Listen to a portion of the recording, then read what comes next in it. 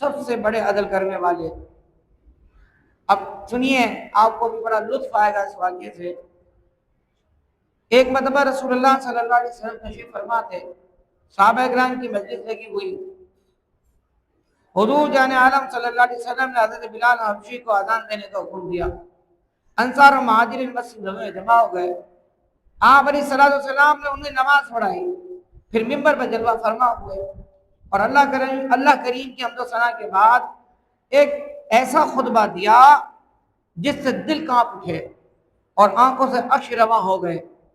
ارشاد فرمایا، ایک گروہ مسلمین، میں تمہیں اللہ کی قسم اور تم پر اپنے حق کا واسطہ دے کر کہتا ہوں، میری طرف سے کسی پر کوئی ظلم ہو گیا ہو تو کھڑا ہو جائے، قیامت میں بدلہ لینے کے بجائے مجھ سے یہی بدلہ لے لے۔ ایک بھی نہ کھڑا ہوا۔ عکاشہ نامی ایک ضعیف العمر صحابی کھڑے ہوئے اور لوگوں کو ہٹاتے ہوئے آقا کریم علیہ السلام کے سامنے جا پوچھے اور عرض کی، یا رسول اللہ، میرا حق آپ پر باقی ہے۔ وہ سارے صحابہ موجود ہیں، جب عکاشہ نے دعویٰ کیا ہوگا تو کیا منظر ہوگا، ذرا سوچیے۔ عکاشہ کہہ رہے ہیں، یا رسول اللہ، میرا حق آپ پر باقی ہے۔ آپ صلی اللہ علیہ وسلم جب ایک جنگ کے لیے تشریف لے جا رہے تھے تو آپ کا کوڑا میری پیٹھ پر لگ گیا تھا، میں اس کا بدلہ چاہتا ہوں۔ حضور جان عالم صلی اللہ علیہ وسلم فرمائے، بلال، فاطمہ کے گھر جاؤ اور وہی چھڑی جس کو کوڑے کے طور پر استعمال کیا کرتے تھے وہ لے آؤ۔ سیدنا بلال اپنے ہاتھ سر پر رکھے، ظاہر سی بات ہے، منظر ایسا ہو گیا، معاملہ ایسا ہو گیا، یوں ہاتھ پر سر رکھے مسجد سے نکلے اور کہتے جاتے ہیں، یہ اللہ کے رسول ہیں جو خود اپنا قصاص دے رہے ہیں، یہ اللہ کے رسول ہیں یہ خود اپنا قصاص دے رہے ہیں۔ سیدہ فاطمہ الزہرا کے گھر پہنچ کر دروازہ کھٹکھٹایا، کہا ہے رسول اللہ کی صاحبزادی، مجھے وہ چھڑی دے دیجئے جو حضور کی ہے۔ تو شہزادی کونین نے فرمایا، بلال، نہ ہی آج یوم عرفہ ہے اور نہ ہی کوئی غزوہ، پھر میرے بابا جان چھڑی کا کیا کریں گے؟ عرض کی کہ آپ کو معلوم نہیں آج آپ کے بابا جان کیا کر رہے ہیں؟ حضور نے دین پہنچا دیا ہے، دنیا کو چھوڑ رہے ہیں اور آج اپنی طرف سے بدلہ دے رہے ہیں۔ آپ رضی اللہ تعالی عنہ نے بے قرار ہو کر فرمایا، بلال، آخر ایسا کون ہے جس نے رسول اللہ سے بدلہ لینا کا وعدہ کر لیا؟ اے بلال، اگر یہ بات ہے تو حسن اور حسین کو کہو اس شخص کے سامنے کھڑے ہو جائیں اور کہیں کہ وہ بدلہ ہم سے لے لے۔ حضرت بلال مسجد پہنچے، وہ چھڑی حضور کو پیش کی، آپ صلی اللہ علیہ وسلم نے بلال سے لے کر عکاشہ کے حوالے کر دی۔ اب یہ دیکھ کر حضرت ابوبکر اور حضرت عمر کھڑے ہو گئے، آگے بڑھے، کہا عکاشہ، یہ بہت غلط بات ہے، تمہیں جو کچھ بھی بدلہ لینا ہے نا، یہ ہماری پیٹیں حاضر ہے، یہ ہمارا جسم حاضر ہے، تم ہر کوڑے کے بدلے جتنے چاہے مارنا چاہو مارو، لیکن حضور کو ٹچ نہیں کرنا، تمہیں جو بدلہ لینا ہم سے لے لو۔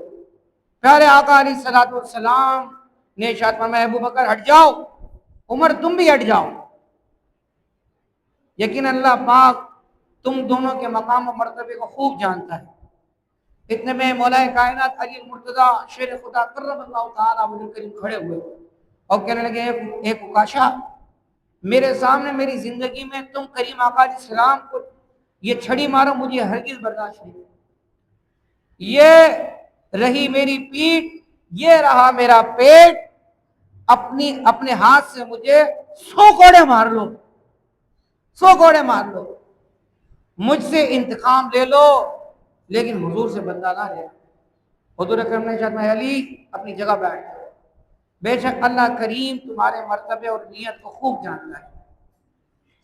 اتنے میں نوجوانان جنت کے سردار فاطمہ الزہرا کے گلشن کے پھول سیدنا امام حسن، سیدنا امام حسین کھڑے ہوئے اور کہا، عکاشہ، کیا آپ نہیں جانتے ہم رسول اللہ کے نواسے ہیں اور ہم سے بدلہ لینا گویا آپ سے بدلہ لینا ہے، لہذا آپ ہم سے بدلہ لے لیں۔ حضور نے ارشاد فرمایا، میری آنکھوں کی ٹھنڈک، بیٹھ جاؤ، بیٹھ جاؤ، بے شک اللہ پاک تمہارے مقام کو خوب جانتا ہے۔ پھر اوکاشا سے فرمایا اے اوکاشا اگر تم چھڑی مارنا چاہتے ہو تو مارو۔ حضرت اوکاشا رضی اللہ تعالی عنہ نے عرض کی جس وقت یا رسول اللہ آپ نے مجھے چھڑی ماری تھی تو اس وقت آپ کے پیٹ پہ کپڑا نہیں تھا اور میرے پیٹ پہ کپڑا نہیں تھا، تو لہذا آپ اپنے پیٹ کا کپڑا ہٹائیں۔ تو آپ صلی اللہ تعالی علیہ وسلم نے اپنے مبارک پیٹ سے کپڑا ہٹایا۔ اب یہ دیکھ کر مسلمانوں کی چیخیں نکل گئی اور کہنے لگے اوکاشا کو دیکھتے ہو، اوکاشا کو دیکھتے ہو، یہ رسول اللہ صلی اللہ علیہ وسلم کے مبارک پیٹ پر یا پیٹ پر چھڑی مارے گا۔ جب حضرت اوکاشا نے مبارک پیٹ کی سفیدی کو دیکھا تو فوراً حضور سے چمٹ گئے اور پیٹ مبارک کا بوسہ لے لیا، اور ساتھ ہی ساتھ وہ جو مہر نبوت حضور کی پیٹھ پر جلوہ گر تھی اس کو بھی چھوم لیا اور عرض گزار ہوئے یا رسول اللہ اوکاشا کی مجال آپ سے بدلہ لے، اوکاشا کی اوقات یہ سب معاملہ اس لیے تھا کہ میرا اب چل چلاؤ کا وقت ہے، میں چاہتا ہوں کہ حضور کے جسم سے لپٹ جاؤں، حضور کی مہر نبوت کو چھوم دو۔ اللہ اس درس میں جہاں اوکاشا کا رسول اللہ سے عشق ظاہر ہوا ہے نا، وہیں یہ بات بھی ظاہر ہوئی کہ رسول اللہ انصاف پسند کتنے تھے۔ یعنی اگر کسی کا حق حضور پہ بھی نکل رہا ہے نا تو حضور اپنے آپ کو پیش کر رہے ہیں۔ یہاں عدل کی، یہاں انصاف کی اہمیت کا اندازہ لگایا۔ تو آج ہم جس ہستی کا تذکرہ سننے جا رہے ہیں وہ تاجدار عدل ہے۔ رسول اللہ صلی اللہ علیہ وسلم نے اس کو لقب فاروق عطا فرمایا ہے۔ عمر بن خطاب فاروق اعظم رضی اللہ تعالیٰ عنہ حضور کی اتباع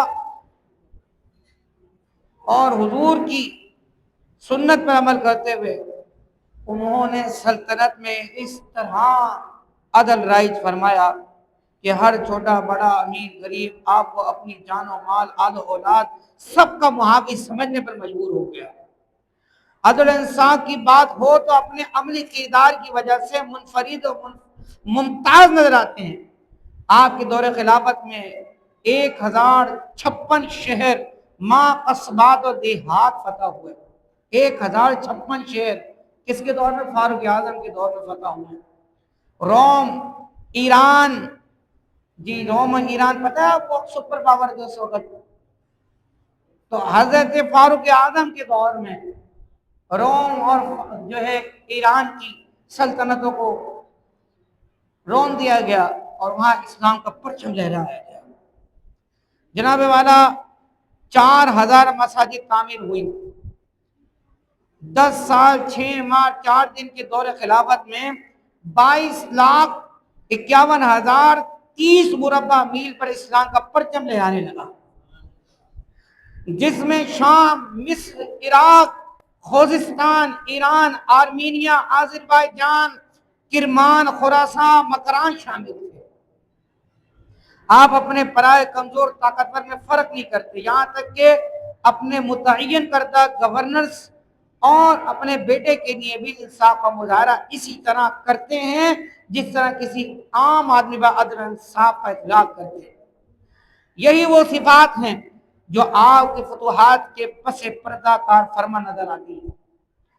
آپ رضی اللہ تعالیٰ عنہ صرف یہ کہ